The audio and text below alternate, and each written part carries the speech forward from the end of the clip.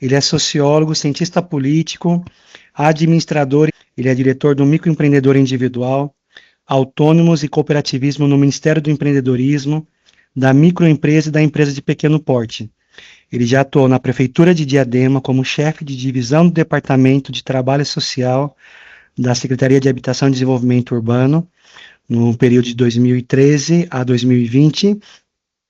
Ele também atuou como diretor de Articulação e Desenvolvimento Empresarial e secretário municipal de Desenvolvimento Econômico e Trabalho no período de 2021 a 2024. Paulo, seja bem-vindo. Então, eu passo a palavra para você, para que você inicie. Ótimo dia a todos os alunos, alunas, convidados. Muito bacana a oportunidade da gente estar fazendo essa troca, né, de informações. Quero agradecer muito aqui, em nome da Faculdade Galileu, ao professor Rafael pela iniciativa de buscar fazer uma aula diferente e que um tema para a gente é muito caro, viu, professor? É de conseguir disseminar os assuntos, né, as políticas públicas, os programas que o governo federal faz para que, de fato, cheguem na ponta.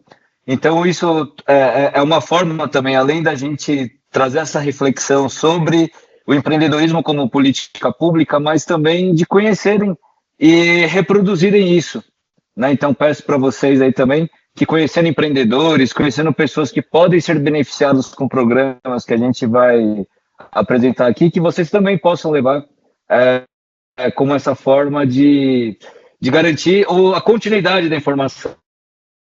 Só queria fazer um complemento, Paulo, que a gente estava discutindo aqui também nas aulas anteriores, do quanto é importante o Estado, né, pensando em questão do governo federal, estadual, municipal, se aproximar da população, da sociedade, para discutir política pública.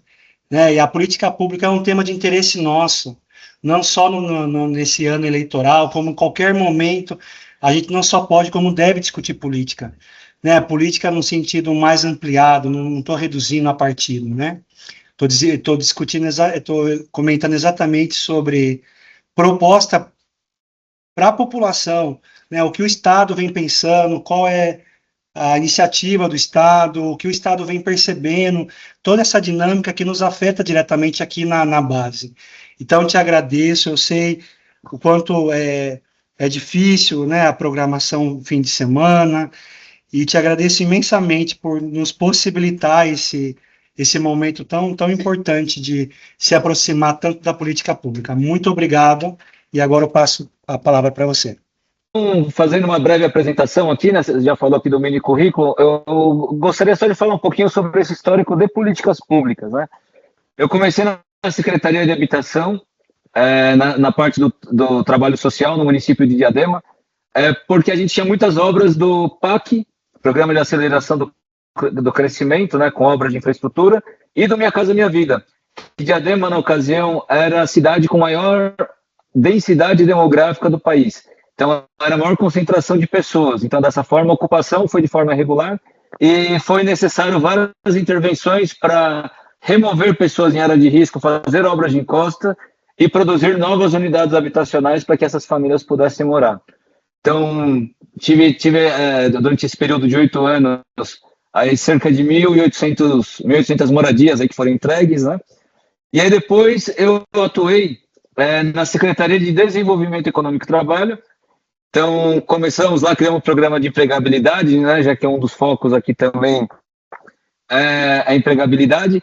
E nessa ocasião, nós tínhamos, o prefeito colocou lá no primeiro plano, lá em 6 meses, né, algumas entregas prioritárias, e uma delas era criar um centro público de emprego, trabalho e renda para a população. A gente estava no momento de pandemia, em 2021, janeiro de 21, não tinha recurso também. Então, a solução foi aquela transição do online, né?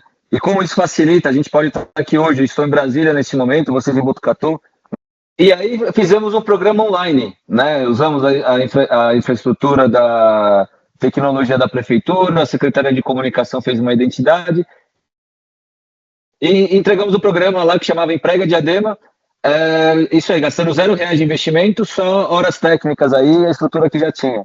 e em 6 meses, né, conseguimos bater essa meta.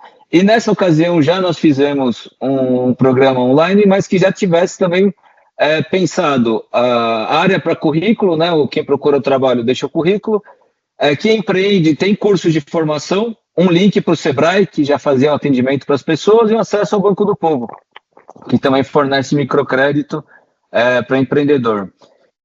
Já nessa linha, né, isso em 2021, e aí depois 2024 vim no início do Ministério do Empreendedorismo para conduzir aí essa política, né, foi uma decisão aí que o presidente Lula teve que a gente entende muito acertada, porque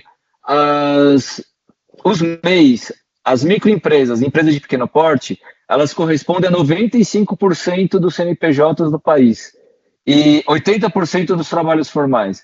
Então, é um segmento importante, precisa ter essa política pública para que chegue no pequeno.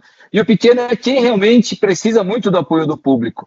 Porque, muitas vezes, quando é a grande empresa, ela tem um fácil acesso, ela tem que intermediar algum assunto que ela precise, até um próprio auxílio contábil, jurídico maior. Então, a gente pensa nesse trabalho que essa base da pirâmide, né, que responde a 95% aí dos CNPJs do Brasil, é quem tem mais essa necessidade, que é onde que é a área de atuação do Ministério do Empreendedorismo, da microempresa e da empresa de pequeno porte. Então, dentro disso, né, passando para esse histórico, falando sobre um pouco do trabalho também, hoje o Brasil ele atingiu 6,1% de desemprego, né, a menor taxa de desemprego aí desde 2012, que é a série histórica, onde tem muitas pessoas que procuram empreender, e também a questão de economia, né? Hoje o MEI, a modalidade do MEI, né, o microempreendedor individual, tem 18 anos, e vamos passar aí já, passa para o próximo slide, por favor, que aqui a gente já fala um pouco do universo dos empreendedores, né? Então, hoje de MEIs, nós temos aí 16,9 milhões de MEIs no país. Os MEIs são aqueles microempreendedores individuais que podem ter até um funcionário e faturamento anual de até R$81 mil. Aí tem as microempresas, que são aquelas que faturam até R$360 mil ao ano, que responde a 7,7 milhões, e as empresas de pequeno porte, que faturam até 4,8 milhões ao ano. Ou seja, essas são as empresas que estão na faixa do Simples Nacional, que tem um modelo de tributação simplificado. E os informais, né, estimados que hoje o Brasil tem 20 milhões aí de informais, então esse universo é de 45 milhões de brasileiros empreendedores, né? E segundo últimas pesquisas, a tendência é que vai ter um número muito maior de pessoas que estão atuando por conta própria. Até são vários fatores, né? A gente está vivendo hoje, eu sempre gosto de trazer o contexto histórico aí o momento que vivemos hoje, né? Dia 16 de maio de 2026. Nós estamos vivendo mais que uma transição, porque se a gente parar para pensar uma década, né, a gente sempre vê um marco temporal que tem um lapso entre fatos.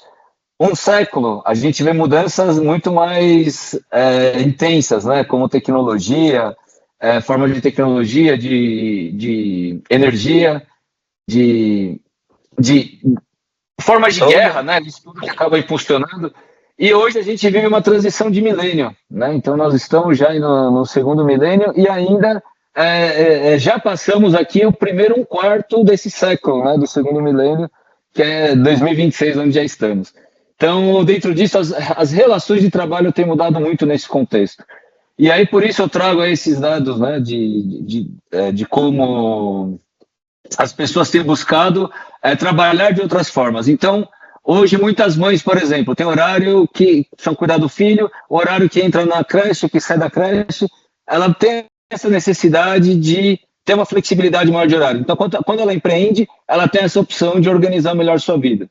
Entre outros fatores também, né, que hoje o mundo, aplicativos, né, e outras formas de rede que têm atuado, né, permitido que tenhamos esses novos modelos aí de trabalho.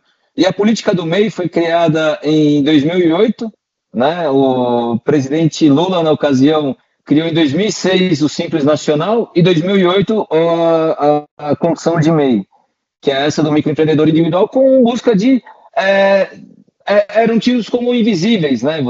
Pensar no pipoqueiro, aquele banquinha de carrinho de cachorro quente. Antes eles não tinham muito como até organizar o seu negócio. Então, com essa parte da figura jurídica, né, personalidade jurídica aí do MEI, foi possível avançar nesse aspecto. Passa ao próximo, por favor.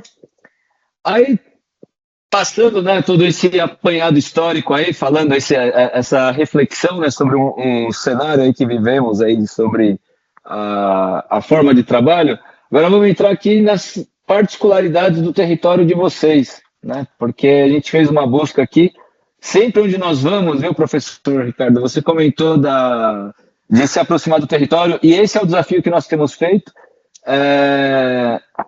O Marcelo Strama, que é um companheiro nosso aqui também, do Ministério, ele vai na próxima segunda-feira em Laranjal Paulista, que é próximo até na região, né? Vamos ter também um evento de empreendedorismo em Cesário Lange.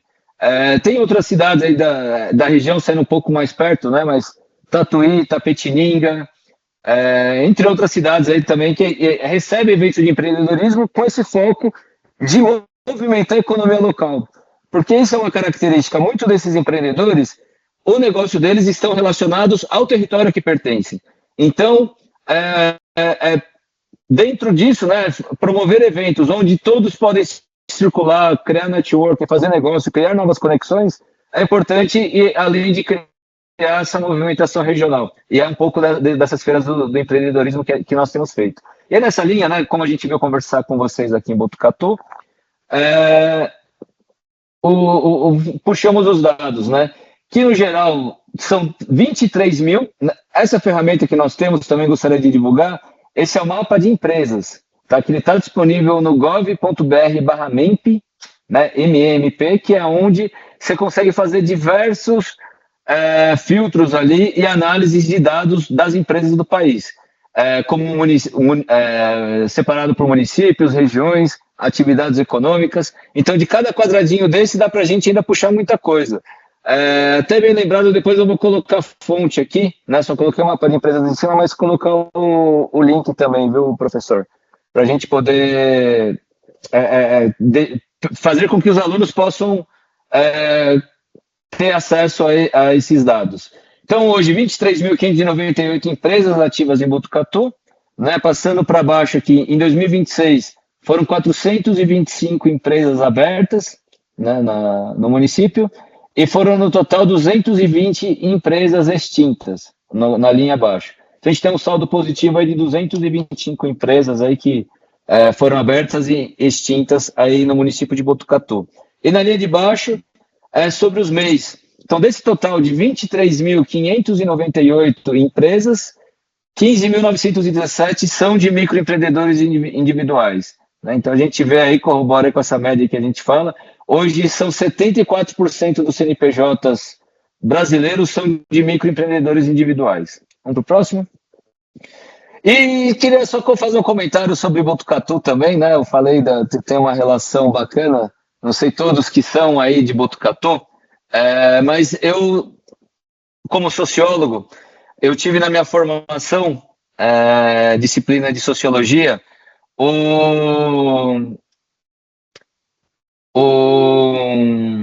estão me ligando aqui, eu vou colocar no não perturbe, que eu estou do celular.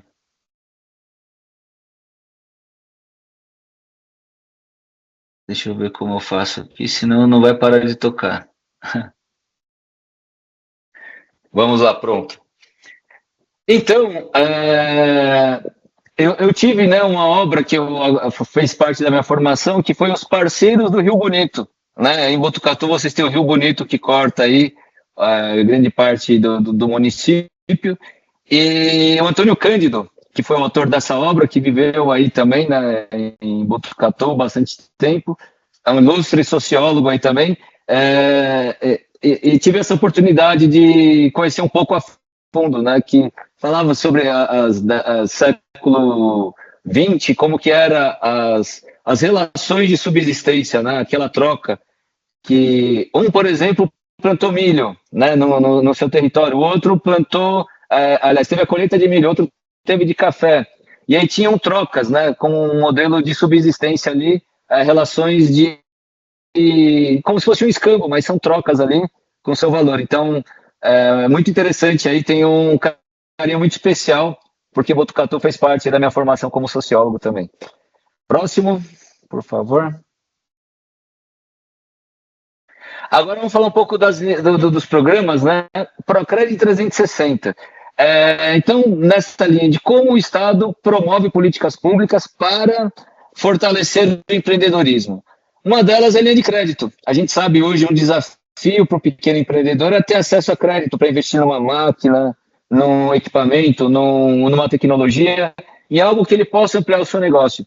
Então, o governo criou o FGO, que é o Fundo Garantidor de Operações, que ele fornece, ele elimina o risco do banco, né, para que, se caso de inadimplência, o banco cobre essa inadimplência junto ao banco.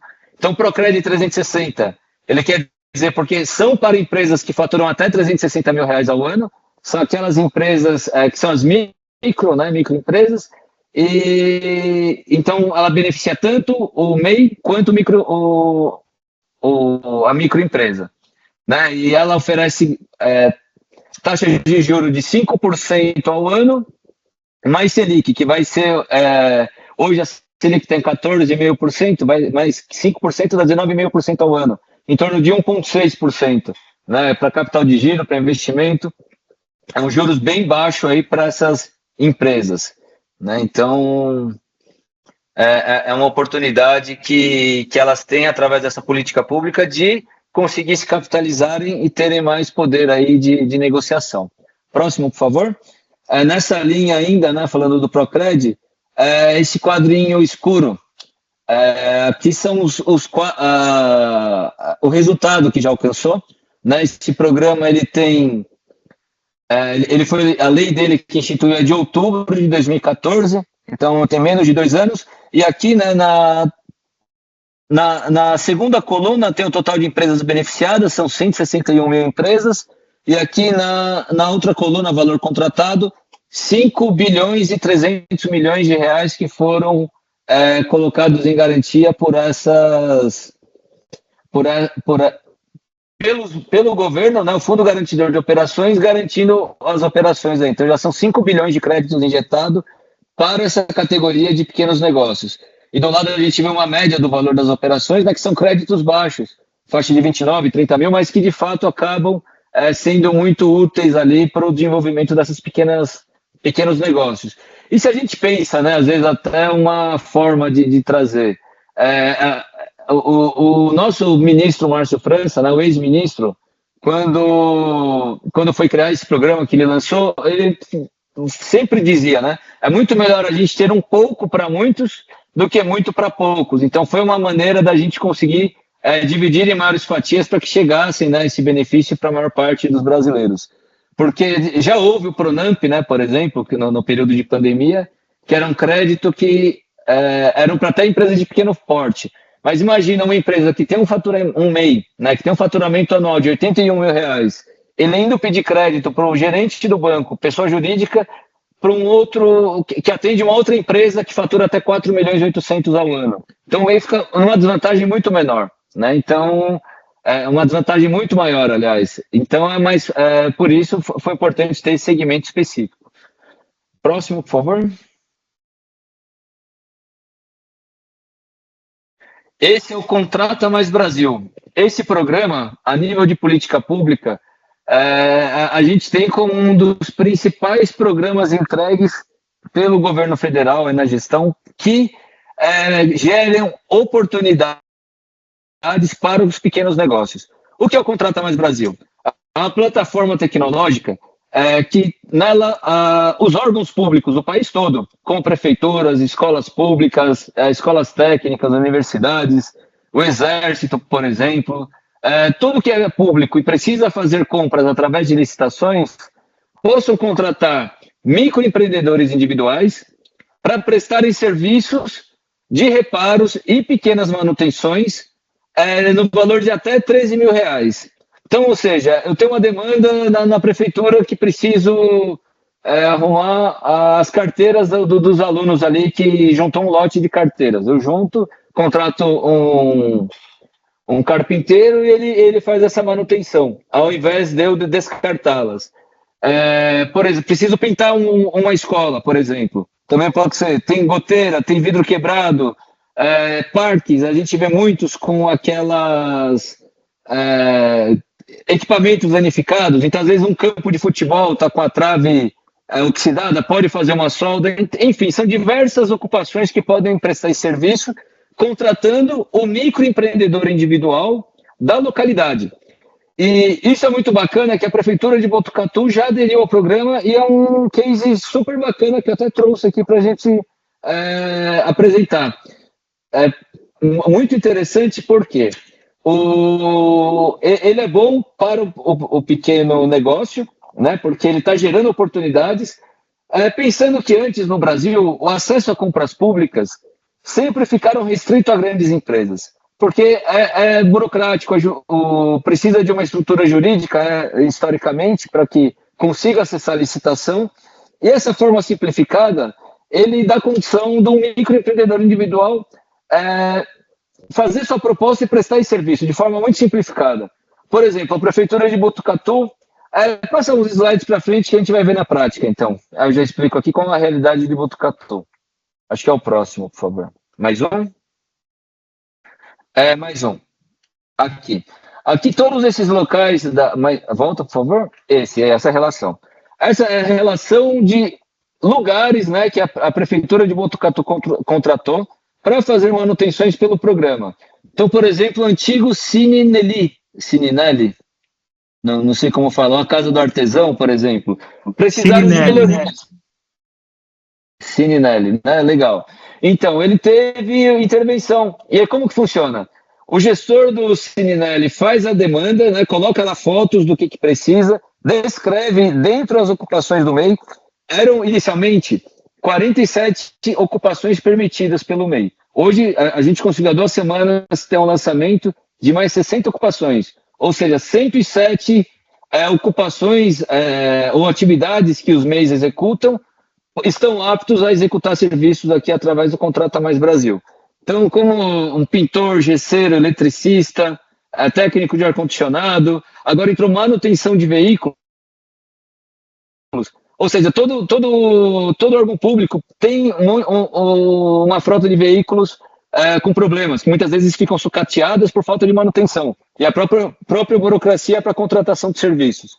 E aí, dessa forma, o Contrata Mais Brasil permite que esse pequeno empreendedor, o mecânico, que é MEI aí da cidade, ele pode ser contratado para arrumar a viatura, por exemplo, para arrumar a ambulância, né? Tá com problema o borracheiro. Ele pode contratar um borracheiro direto dentro desse valor de até R$13 mil, e aí lança essa demanda. Vamos usar esse exemplo, né, da ambulância. Eu estou lá com uma ambulância que deu problema, quebrou um vidro aí, ou furou um pneu, porque é um uso ostensivo, né? Então, imagina para fazer a contratação de um novo, a demora que poderia ser. Então, você contrata um borracheiro da cidade, ele fornece esse outro pneu e você arruma o veículo, ele volta à sua normalidade. E como funciona? Né? Eu sou o demandante do SAMU, cuido da frota do SAMU, um órgão da prefeitura que cuida. Lança demanda no programa Contrata Mais Brasil, que é uma plataforma online, está disponível no gov.br/Contrata Mais Brasil. Eu vou depois, viu, professor, na segunda eu envio essa apresentação com todos os links desses programas aqui para ficar mais fácil de todos verem. E aí, o órgão público lança a demanda, e aí, por exemplo, eu sou o MEI, e falei que eu atendo a região de Botucatu, então eu recebo no meu WhatsApp um alerta do programa dizendo que o gestor das ambulâncias estão precisando de um borracheiro para fazer essa manutenção no veículo. Aí eu entro através desse link no meu WhatsApp na plataforma e eu coloco o valor que eu ofereço esse serviço. Aí, por exemplo, aí vai ficar um tempo aberto essa demanda no sistema. Então, ficou 5 dias abertos lá. Então, durante esses 5 dias, todos os borracheiros vão mandando suas propostas. Encerrou o período, aí que o gestor do contrato, né, o gestor demandante, vai ter acesso a todas as propostas que foram enviadas e vai escolher a melhor proposta. e escolheu a melhor proposta, o serviço é executado, o MEI emite a nota fiscal do seu serviço e a prefeitura tem até 30 dias para fazer o pagamento. A gente tem casos de prefeituras que pagam até 2 dias úteis via Pix, né? Mas normalmente é feito em até 30 dias, que é uma exigência que a gente faz no programa, porque o MEI não pode ficar tanto tempo sem receber, como acontece em muitos casos de atraso, né, em pagamento de órgãos públicos. Então, olha que bacana. O microempreendedor individual da cidade, da localidade, que presta um serviço na cidade e nunca conseguiu acessar um serviço público. Por outro lado, o serviço público que tem a demanda do serviço e precisaria fazer uma licitação de pelo menos 6 meses para conseguir contratar uma empresa que provavelmente não seria da cidade e viria aqui executar o serviço por um valor muito mais caro e ia levar esse capital embora. Agora, dessa forma, é possível que o órgão público contrate por um valor muito menor e de forma ágil um empreendedor da sua região. Esse empreendedor da região, ele vai circular o recurso que ele recebeu na própria localidade, ou seja, o MEI, esse borracheiro, ele vai na lanchonete da cidade com os filhos, vai comprar uma roupa ali, um uniforme da escola para as crianças numa loja da cidade também, ou seja, ele vai movimentar toda a economia local. Então, por isso, esse programa, ele permite um desenvolvimento local, que é um dos eixos importantes, que é onde o empreendedor, o pequeno empreendedor, na maioria das vezes está, que é no território onde ele atua, né? Então, a gente tem um otimismo muito grande com esse programa. Ele ampliou para outras áreas, agora não é só para MEI, então entrou também agora a alimentação escolar. Então, o município pode fazer contratação da merenda através do programa de aquisição de alimentos, que é o PAA, e o programa permite que pequenas cooperativas de agricultura familiar, associações agrícolas, possam vender também com essa maneira simplificada. Ou seja, ele conecta, né, usando a legislação que já existia, que é a Lei de Licitações 14133 de 2021, e ela tem uma modalidade do pré-credenciamento. Então, através desse pré-credenciamento, esse MEI ele é demandado a fazer esse pequeno serviço, né, e reparos aí de manutenções. Próximo, por favor. Não, eu vou pedir para voltar um slide, porque eu tenho os dados gerais aqui do programa. Né, esse número é o próximo, que é uma lista grande aí de dados. Ele está um pouquinho pequeno, mas vocês vão ter o acesso. Né, mas logo embaixo ali nós temos o valor maior, que se a gente for olhar, 1, 2, 3, 4, 5, 6, 7, na sétima linha está aqui, valor total contratado de serviços, 22 milhões de reais. Ou seja, pequenos reparos e serviços até 13 mil, que esse é o limite, lembrando que pode ser serviço de 100, 200, 300 reais, um vidro quebrado, um chaveiro que quebrou, um cadeado, por exemplo, né, coisas assim, podem ser contratados. Então, esse valor, desde fevereiro do ano passado, de 2025, que foi quando o programa foi lançado, que já circulou movimentando a economia da cidade. E aí em Botucatu nós já tivemos 33 operações que aconteceram e que geraram oportunidades para esses microempreendedores individuais. Ou seja, eu não conheço a gestão aí da prefeitura, mas eu até puxei o nome, passei para o Ricardo, acho que ele conhece, para o Rafael, né? Sabe quem que era a pessoa. E parabenizar mesmo, porque estão à frente, economizando recurso público e contratando empreendedores da cidade para fazer esses pequenos reparos. Próximo, por favor.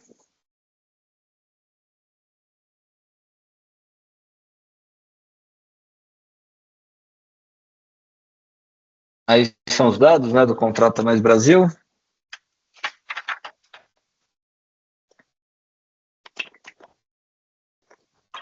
Para frente. Pode mais. Mais um. Aí. Esse também é um outro programa. Volta um pouquinho, por favor. O MEI Conta com a Gente, que era o slide anterior. O que é o MEI Conta com a Gente? Nós fizemos um acordo de cooperação técnica com a FENACOM, que é a Federação Nacional dos Contabilistas, e a CNC, que é a Confederação Nacional do Comércio. E através desse acordo de cooperação técnica, nós fizemos valer a legislação do Simples Nacional, que ela traz o tratamento diferenciado para essas micro e pequenas empresas. E também, ao MEI, especificamente, permite um atendimento gratuito de um contador antes dele se formalizar, ou seja, quando ele é um empreendedor informal, até ele ser formalizado e gerar as 12 guias de pagamento da contribuição previdenciária que ele faz anual e a declaração anual do Simples Nacional, que é a declaração do imposto de renda da pessoa jurídica dele, que acontece agora nesse mês de maio, né, dia 30 de maio é o último dia. Todos os anos é no último dia de maio o envio da declaração anual do Simples Nacional do MEI. E dentro disso, né, dentro dessa legislação, nós entendemos o que, junto com essas entidades, a FENACON, ela representa os contabilistas do Brasil, os profissionais da contabilidade, técnico contábil, contadores, entenderam que para eles era bom porque eles estão ajudando os pequenos empreendedores formais a se regularizarem e terem o início saudável ali da sua gestão com suas obrigações acessórias. E para o MEI é bom porque ele tem esse apoio gratuito de contadores que vão auxiliá-los ali nas suas demandas ali do dia a dia do seu primeiro ano de formação. E o contador, a partir do momento que ele está contribuindo com o pequeno empreendedor, ele está permitindo que esse pequeno empreendedor tenha condições de crescer e ser um potencial cliente para ele, porque na maioria das vezes, quando um pequeno empreendedor tem esse apoio, a tendência é que ele consiga ter voos muito maiores, né? De ter informações, ter acesso e ver que o Estado tem programas que podem auxiliá-lo. Então, dessa forma, foi criado através dessa parceria o MEI Conta com a Gente, que é uma assistente virtual, onde o MEI primeiro tira suas dúvidas, depois, se ele não tira sua dúvida online, é solicitado que o endereço dele e vai conectar ele com o contador da sua localidade. Então, por exemplo, o empreendedor aí de Botucatu precisou do auxílio do programa e não teve a resposta, ele vai ser conectado com algum contador aí de Botucatu, que também está inscrito no programa, e que vai poder atendê-lo e os dois terem uma relação próxima. E daí dar esse apoio, esse auxílio para que ele possa crescer o seu negócio.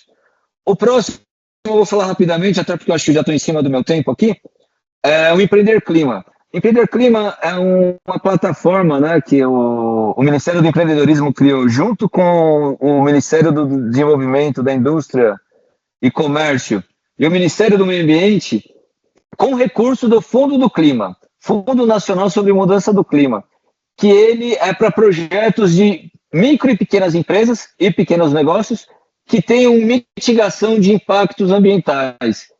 10% aí de crédito, né, para projetos com taxa a partir de 4,4% de juros ao ano, financiando projetos 100% em até 6 anos de carência e financiamento até 25 anos.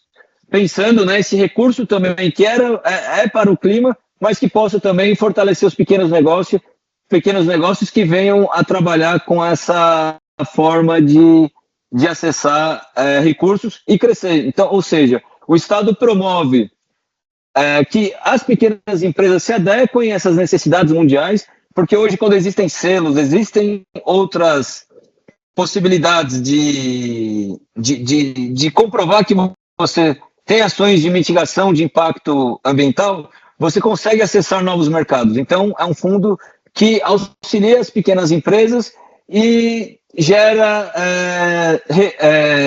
recursos renováveis, né?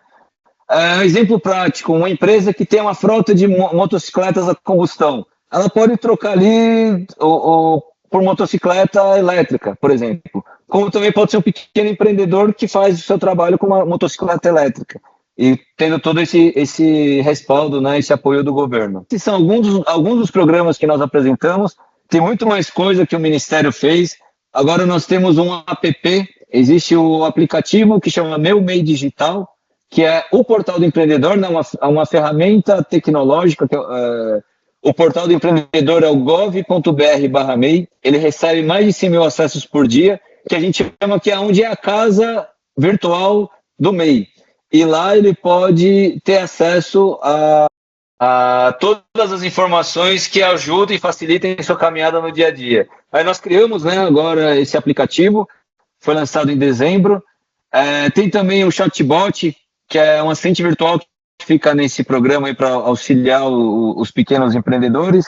A rede MEI, que também é uma rede, né, dentro dessa linha da gente disseminar informações dos programas, fazer com que elas cheguem no território, e também que o governo possa receber informações úteis da ponta e que possa contribuir para a sua formulação das políticas públicas. É isso, obrigado, pessoal. Espero não ter sido cansativo, mas fico à disposição aqui agora para a gente bater um papo sobre as dúvidas. Excelente, Paulo Henrique. Agora eu vou abrir primeiro para os alunos fazerem as perguntas e depois a gente abre para a audiência, se alguém que estiver nos acompanhando online, enfim, pode falar o nome, da onde fala e a pergunta de forma objetiva, né? Assim, eu gostaria de ver do ponto de vista de alguém que está no centro, né, dessas questões que hoje vêm voltadas para os MEIs, para as pequenas empresas, com relação a como que realmente a gente pode efetivar essas políticas em âmbito nacional, né? Então, o Crédito 360, o Contrata Mais, porque a gente tem muita diferença de um estado para outro e a gente tem muita também, diante de dificuldades de muito empreendedor ou microempreendedor, e entender toda essa ferramenta, toda essa possibilidade, essas ações que o MEMP está trazendo. Perfeito, Fabiana. Muito importante sua pergunta, e ela que é o nosso maior desafio, né? Fazer como essas informações cheguem no território, cheguem na ponta. E a gente fala aqui que isso é uma municipalização, né? A gente sempre trabalha muito próximo de órgãos públicos, de prefeituras, para que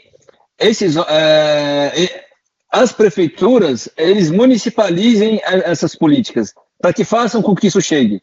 Por exemplo, o Procred 360, disponível nos bancos parceiros. Hoje lá eu mostrei no quadrinho, né? A gente tem a Caixa, o Banco do Brasil, o Bradesco e o Itaú. Então, o pequeno empreendedor, ao ir nesses bancos, vão ter acesso a esses programas. Mas, muitas vezes, eles têm um desafio ainda do quê? Ou os funcionários do banco, o gerente da conta, eles não oferecem esse crédito para eles porque o spread, né, a margem que eles têm, a pontuação de bônus e metas, é menor desses programas públicos, porque a margem é menor do banco, do que outras linhas com juros maiores. Então, a gente viu muitos casos que aconteceram assim. Então, a gente trabalha sempre pedindo uma reflexão, né, levando para que seja uma oportunidade mesmo e que seja acessível para esses pequenos negócios. Mas é um desafio, e por isso que a gente tem bastante ações voltadas ao território, né? E essa é o principal desafio que temos. E essa é uma característica também, viu, Fabiana? O MEI, a gente sempre costuma dizer que ele é aquele empreendedor que tem uma jornada solitária. Ele que compra, ele que vende, ele que administra. É um desafio para ele não tem apoio, né? Por isso que a gente criou esses programas que é para auxiliar mesmo. Um app que tem uma gestão, mas a gente sabe que... E é isso, dentro do Brasil, a gente sempre diz, existem vários Brasis. E a gente anda o território. Fomos para o Amazonas, para o Pará, para o Sul, para Centro-Oeste, e conversar com os empreendedores. A gente tem um exemplo, o município de Picuí, na Paraíba. Tem um distrito que fica a 30 quilômetros da cidade. E eles não chegam a sinal de internet. Então, quem tem internet lá é só através de Starlink, de satélite. Né? Então, como que a gente só vai criar programas pensando em meio digital? Né? Sendo que a gente ainda tem pessoas aqui no nosso território que não dispõem de acesso. Então, é um desafio mesmo a gente criar isso, e por isso a gente tenta sempre estar próximo aí de uma articulação territorial maior. Paulo, eu queria ouvir a sua opinião sobre a questão de que forma que pode impactar, de forma positiva ou de forma negativa, quando a gente fala ali do microempreendedor, a questão aí do assunto que está, né, bastante sendo falado sobre a questão da escala 6x1, né? Se isso a gente vai trazer os MEIs mais próximos ali, talvez, das empresas, ou de uma possível aumento de quadro em efetivação CLT. Como que você visualiza que fica essa questão em relação a esse assunto? Qual o seu ponto de vista, a sua consideração? O que traz, né, basicamente, Franciele, a escala 6x1, ela tem em linhas gerais, qual que era a proposta do projeto de lei? é diminuir as 44 horas semanais que hoje é permitida fazer para 40 horas semanais. Então, vamos pensar na jornada de segunda a sexta, de 8 horas por dia, e de sábado mais 4 horas. Algumas empresas estendem 1 hora a mais, né, de segunda a sexta, e fazem, por exemplo, das 8 às 6 todos os dias, de segunda a quinta, e na sexta faz das 8 às 5, por exemplo. Diminui. Só que muitas empresas colocam que essas 4 horas precisam ser trabalhadas no sábado. E ela não traz que o trabalhador não vai poder trabalhar essas horas a mais. Só que ele vai trabalhar no sábado tendo um acréscimo, né? Tendo essa possibilidade de trabalhar, tendo um reajuste, como já acontece hoje. Trabalhar no domingo tem 100% de horas, né? No sábado 50% do valor a mais. Então é nessa linha, para que você crie, que ele possa trabalhar, mas que ele tenha uma remuneração um pouco menor. Ótimo. Agora a gente Falando escuta. do trabalho formal com carteira assinada, né? E hoje tem muitos trabalhadores que são de supermercados, por exemplo. E o valor que eles pagam, o valor é o teto do mínimo ali, né? O salário mínimo. E é um trabalho que é de segunda a sexta, exaustivo, né? Cansativo. E então isso permite que a pessoa pode continuar trabalhando esse horário a mais, só que ela vai ter um acréscimo de remuneração. Né? Ele não proíbe, mas ele deixa que o padrão seja 40 horas. Horas adicionais, horas extras também permitem ser feitas. Então, nesse aspecto, para as micro e pequenas empresas, a gente percebe que vai gerar uma qualidade de vida aí para os seus trabalhadores também, né? Mas o MEI, muitas vezes, ele fica fora disso. O MEI, a gente sabe que empreende, muitas vezes é de domingo a domingo, né? Que tem que trabalhar para fazer seu negócio. Quem que é da área de alimentação, por exemplo? É um desafio, né? Você abre todos os dias da semana, você não tem, e você precisa. Dizendo isso, que os empreendedores muitas vezes eles têm esse desafio de trabalhar muito mais horas, né? Como exemplo dos empreendedores da área de alimentação. Mas é esperado que o impacto para esses pequenos negócios eles sejam de ajustes, né, pontuais, mas que na maioria das vezes os empreendedores têm uma jornada bem mais exaustiva também. Mas esses trabalhadores vão poder ter uma remuneração um pouco melhor, né, com o fim dessa escala 6x1, além da opção do seu dia para descanso. E nós gostaríamos de saber, na sua opinião, por que alguns empreendedores optam por abrir um segundo CNPJ do que a formalização correta, ou seja, sair de uma microempresa e se tornar uma empresa de pequeno porte. A gente está com o teto de faturamento do Simples Nacional, a última atualização dele aconteceu em 2018, passando a valer em 2019. Ou seja, já são 7 anos que não acontecem reajustes no teto do Simples Nacional. Então, quando o valor acaba partindo disso, e considerando, né, a inflação, todo esse período, muitos MEIs acabam optando por isso também. Criam segundo CNPJ, criando o nome de um familiar, né, o marido em nome do marido, do filho, e assim vai. E é uma maneira que a gente não acha correto também. Então, por isso, a gente tem trabalhado tentando que seja uma transição mais simples. Né? Quem faz essa transição das faixas de tributação é a Receita Federal. E a gente tem um diálogo próximo com eles, sempre tentando trazer que seja uma transição mais leve, né? Para que ele não sinta tanto esse impacto. Porque hoje, se o MEI ele fatura R$ 81.100, ele vai ser desenquadrado retroativamente. Então, tudo que passou dele lá, ele passou R$100 que ele passou, ele vai ser desenquadrado da condição de MEI e tem que pagar um imposto retroativo. Então, isso a gente tem trabalhado, né, sensibilizado, que a gente tem uma transição um pouco mais tranquila dessas faixas. E é fundamental mesmo essa visão, para que a gente encontre uma saída para isso, porque é uma realidade e não é o ideal. Ele está perguntando de que forma o empreendedor pode participar da política ESG dentro do contexto atual.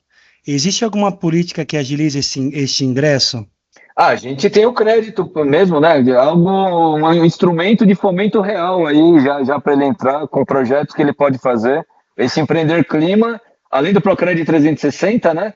Mas o Empreender Clima abre a possibilidade de fazer grandes operações aí de entrar nessa linha, né? Desde que tenha projetos, impactos, precise de investimento, tem o fomento específico aí que o Empreender Clima proporciona. Mas depois acessa empreenderclima.org.br. Aí faz um curso lá pelo Sebrae, um curso rápido, né, que você faz, para entrar uma introdução sobre o programa, e aí é possível depois cadastrar um projeto com alguma linha específica. Uma pergunta que me veio à mente, agora com a parte do Contrata Mais Brasil, achei bem bacana em relação a essa limitação até 13 mil, nessa possibilidade de agilizar bem os processos dentro dos órgãos públicos ali. Mas um pensamento que me veio à mente é, como que a gente poderia, entre aspas, limitar um possível cartel, por exemplo, uma troca de um produto, de um serviço, uma troca de uma lâmpada, enfim, uma tomada ali que custe R$200 no dia a dia para a pessoa física, nesse grupo de WhatsApp, todo mundo manda uma proposta de em torno de 600. Teria alguma tabela de referência, alguma coisa do tipo, está sendo analisado, se é pertinente? Obrigado. Então, Pietro, toda a compra pública ela prevê uma etapa anterior que é um estudo técnico preliminar. Então, eu preciso fazer 3 orçamentos desse serviço para eu saber uma dimensão de quanto ele vai custar em média. Então, isso é o inicial para abrir esse processo. E aí, a plataforma ela fica aberta para cada indivíduo, cada empreendedor, cada MEI que se cadastrou. Então, cada MEI vai receber individualmente no seu WhatsApp o link para colocar sua proposta. E só depois, quando encerrar o período, que o demandante vai ver todas as propostas que estão abertas lá. E aí ele precisa fazer uma contratação de uma.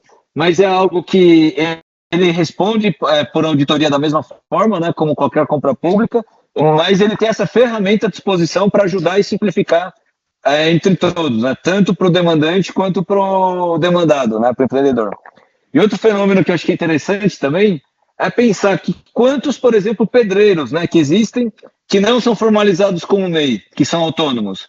Eles se formalizando, eles têm essa oportunidade de prestar serviço, você tem a formalização de muito mais empreendedores aí para acessar esse mercado. Eu acho que, só para a gente problematizar um pouquinho, no sentido de que a gente estudando exatamente, né, a criação do Ministério, me pareceu muito pertinente essa separação do comércio, bem e serviço, né, e indústria, dos microempreendedores. Acho que foi uma decisão muito acertada para poder olhar para essa parcela de empresários, de microempresários, que cada vez mais crescente no Brasil. Então, acho que eu, particularmente, tenho uma visão muito otimista da atuação do Ministério e espero que realmente não só atenda, como supere essas expectativas, porque a gente sabe que empreender num país como o nosso é um desafio, né, inclusive nessa questão do acesso aos recursos, especialmente financeiro, tecnológico. E outro recurso que não tem custo, mas é uma barreira, é a informação. Então, a gente vem discutindo em todas as aulas a questão da democracia do acesso à informação. A gente vê muitas plataformas, muitos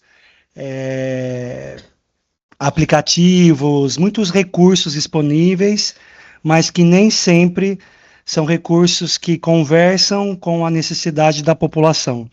Eu digo exatamente na questão do acesso, tá bom, Paulo Henrique? A gente fala muito da questão da inteligência artificial, da tecnologia, mas e como é que a gente lida com a tia do pastel da feira? Como é que a gente lida com o pipoqueiro da praça? Como é que a gente lida com o pessoal lá, os ribeirinhos? Então, eu penso muito do desafio da política pública, que o Brasil é um país com vários... o Brasil é um país de muitos Brasis, né? Então, como você pensa enquanto criador da política pública, né? E como você imagina esse desafio e como pretende, né, enquanto diretor dessa parcela de microempresário tão importante no nosso país, a fazer a comunicação como a comunicação é um poder, né? Dar esse poder para esses empresários, não só, e instrumentalizá-los também, né? Eu saber que existe o recurso, como é que eu faço para usar? A gente sabe que muitos recursos não são utilizados, muitos recursos ou são mal utilizados, enfim. Queria te ouvir um pouquinho mais nesse sentido. Perfeito, muito reflexivo, né? Quando a gente pensa na tia do pastel, do pipoqueiro, essas pessoas, o melhor acesso que a gente tem mesmo é um apoio que nós temos muito importante, que hoje está em todos os municípios do Brasil, que é o Sebrae.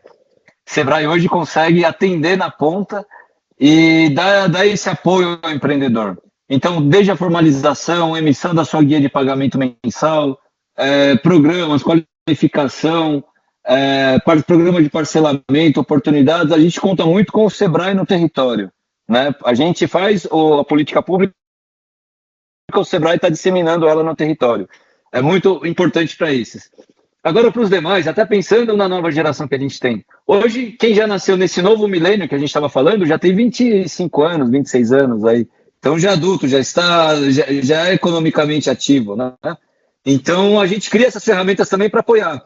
Teve um pequeno programa que fizemos e tem sido muito utilizado, que é um Manual do Jovem Empreendedor, que é um guia fácil, né? Também vou lembrar de pôr ele no link. Vou até pedir, segura essa apresentação que eu mando na segunda aula corrigida. Com um link para acessar aqui, mostra para o jovem. Hoje, a partir de 16 anos, se você for emancipado, você já pode ser MEI. Então, a gente cria um manual para mostrar para esse pequeno empreendedor, né, ou alguém que já começa cedo. A gente tem 200 mil empreendedores no Brasil que é menor de idade, entre 16 e 17 anos. Então, a gente cria esse manual para mostrar para eles ali esse acesso, como que eles conseguem, e quais são as obrigações, direitos, deveres, e o que tem de programas que apoiam.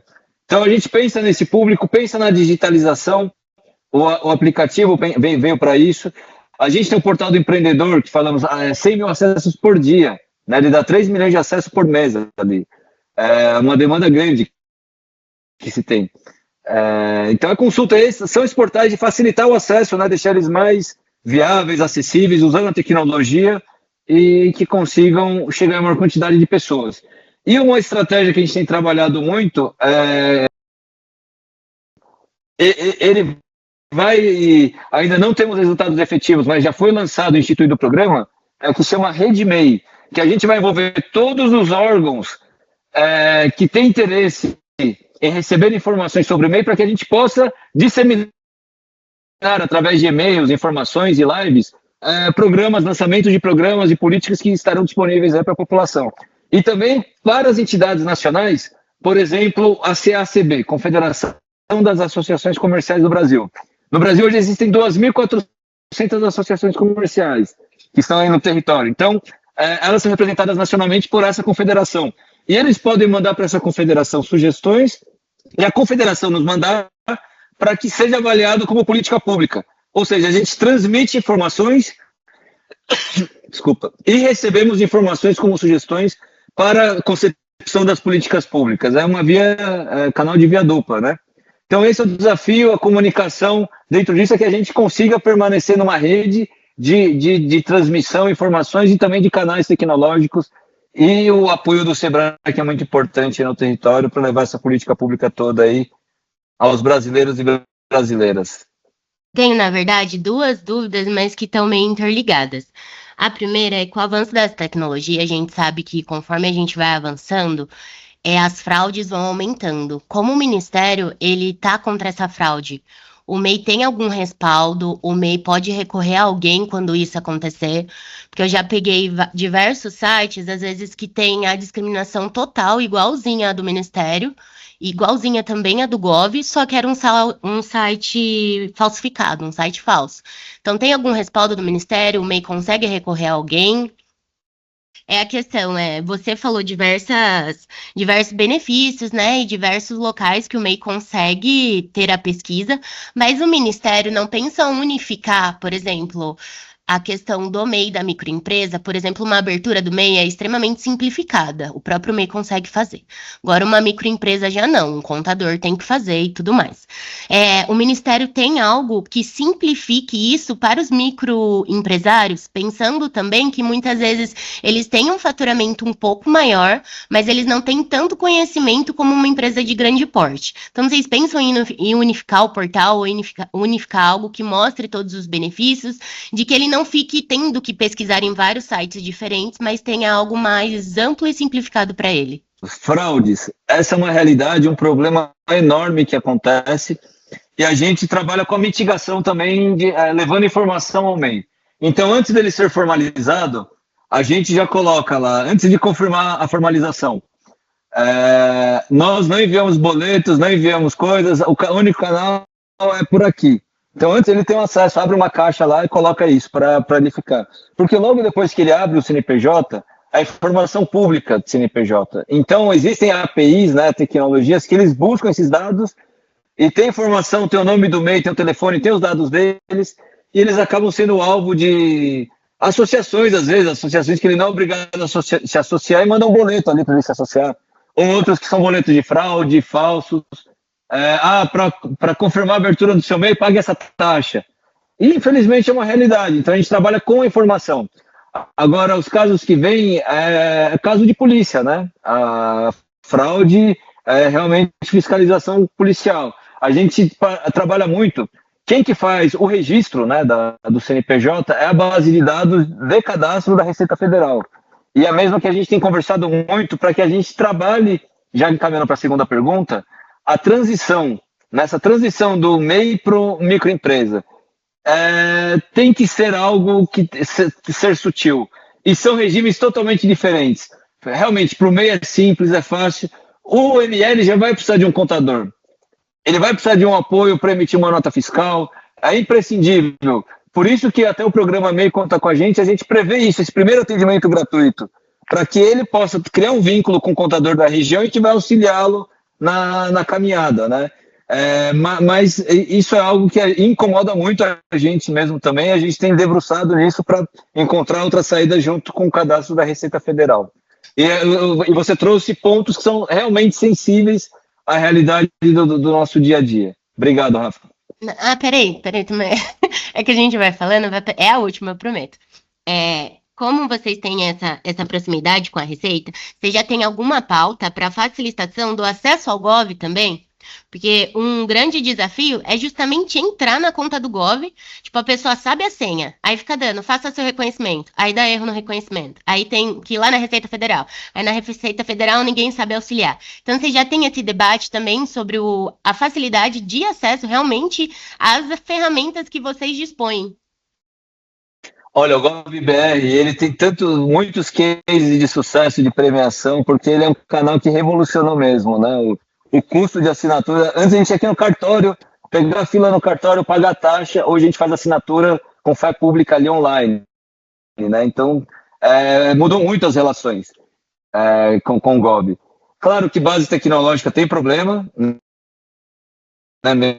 Mesmo de implantação, tem a fase de cultura, né, de adaptação da população, pensando que o Brasil ainda tem muita gente analfabeta ainda também, então é uma realidade, mas são canais diferentes, né? Quem cuida do GovBR é a Secretaria de Governo Digital, que faz parte do Ministério da Gestão e Inovação, e é uma equipe muito craque, inclusive eles são gestores, né, principais da plataforma Contrata Mais Brasil.